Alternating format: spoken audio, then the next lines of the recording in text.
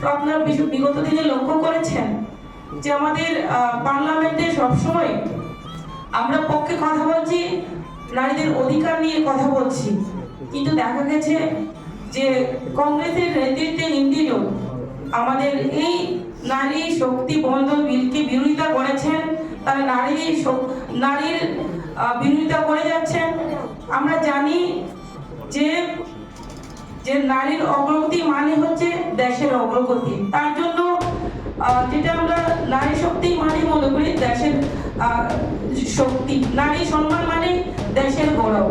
তো আমাদের যে 33% যে 33% যে আমাদের পার্লামেন্ট হোক, আমাদের বিধানসভা হোক, আমাদের মহিলাদেরকে যে অধিকার, সেই অধিকারকে তারা বঞ্চিত করার জন্য চেষ্টা চালিয়ে যাচ্ছে অনবরত।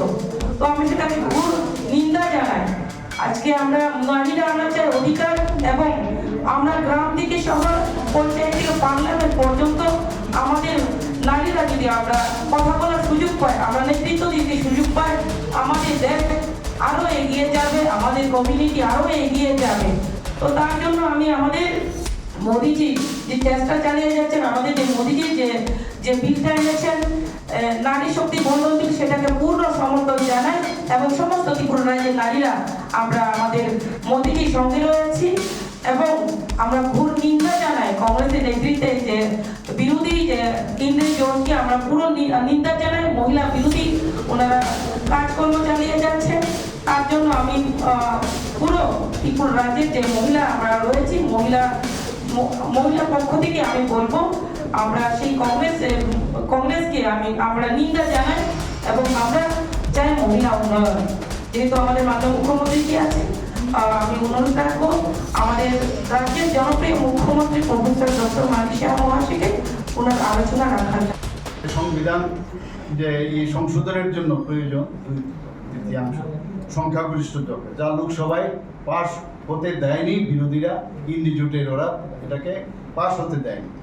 অথচ মাননীয় প্রধানমন্ত্রী থেকে আরম্ভ করে মাননীয় গৃহমন্ত্রী থেকে শুরু করে কেন্দ্রীয় আমাদের সরকারের এনডিএ সরকারের সমস্ত নেতৃত্বরা কিন্তু সেখানে এটা করলে কি লাভ এবং আমাদের কি সুবিধা হবে সেই বিষয়ে কিন্তু প্রচুর আলোচনা সেখানে হয়েছে।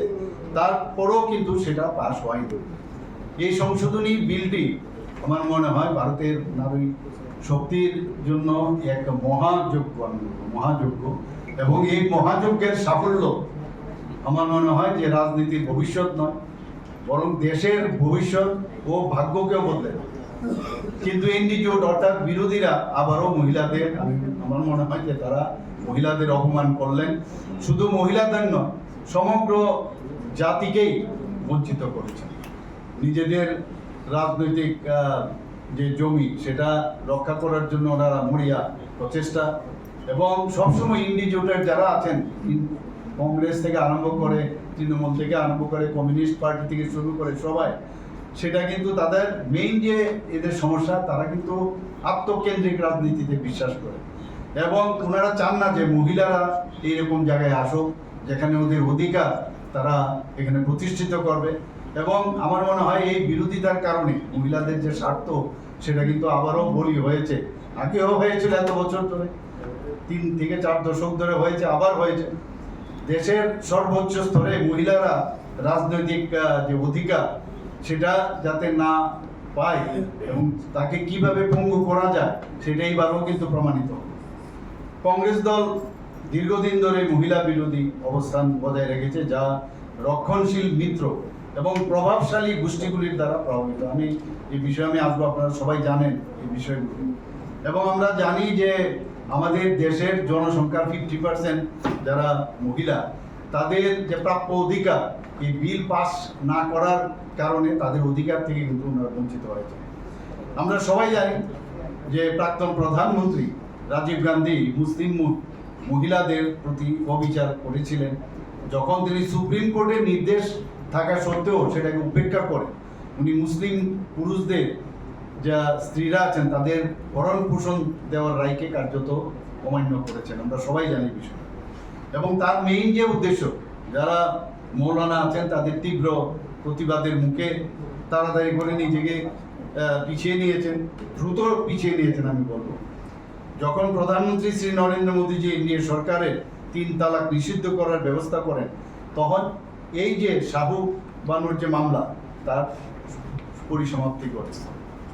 2014 সালে প্রধানমন্ত্রী শ্রী নরেন্দ্র মোদীজি ক্ষমতায় আসার পর আমরা সবাই জানি মহিলাদের জন্য উনি যেভাবে কাজ করেন, আগে খোলা স্থানে শৌচকর্ম, তাছাড়া রান্নার গ্যাস, পানীয় জলের ব্যবস্থা, ঘরবাড়ির অভাবে খোলা আকাশের নিচে বসবাস এবং ব্যাংকিং সিস্টেম, এইসব ইত্যাদি ব্যবস্থা মাননীয় প্রধানমন্ত্রীজি যখন 2014-তে আসেন তারপর মহিলাদের জন্য এই কাজগুলো করেছেন।